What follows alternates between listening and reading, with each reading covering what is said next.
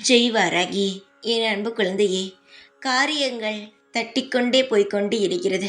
எந்த காரியம் செய்யலாம், அதை செய்து வாழ்க்கையில் முன்னேறலாம் என்று நினைத்தால் கூட ஏதோ ஒரு தடங்கள் வந்து அதை தட்டி தட்டி விட்டு உன்னால் எந்த ஒரு புதிதாக செயலையும் செய்ய முடியவில்லை.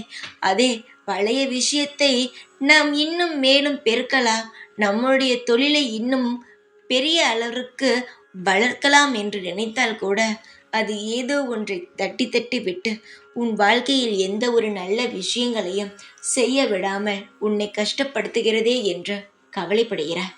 தினமும் என்னை நினைத்து வணங்குகிறாய்.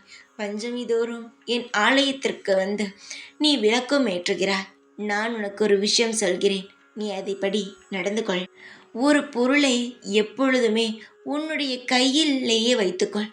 உன்னுடைய பையில் இல்லை, ஏதாவது ஒரு நல்ல காரியம் செய்ய போகிறாய் என்றால் அதை உன்னுடைய கையில் வைத்துக்கொள். என்னுடைய கோவிலுக்கு நீ செல்கிறாய், சென்று எனக்கான விளக்கை ஏற்றுகிறாய்.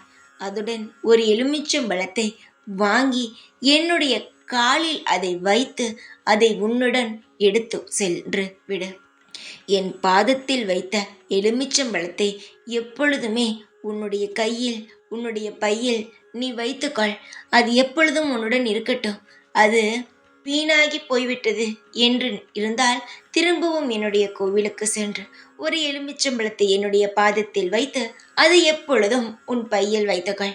நிச்சயமாக எப்பேற்பட்ட தடை இருந்தாலும் அது விலகி உன் வாழ்க்கையில் நீ நினைத்தபடி உன்னுடைய தொழிலும் உன்னுடைய குடும்பமும் எதில் நீ வெற்றி பெற வேண்டும் என்று நினைக்கிறாயோ அந்த விஷயங்கள் நடக்கும்.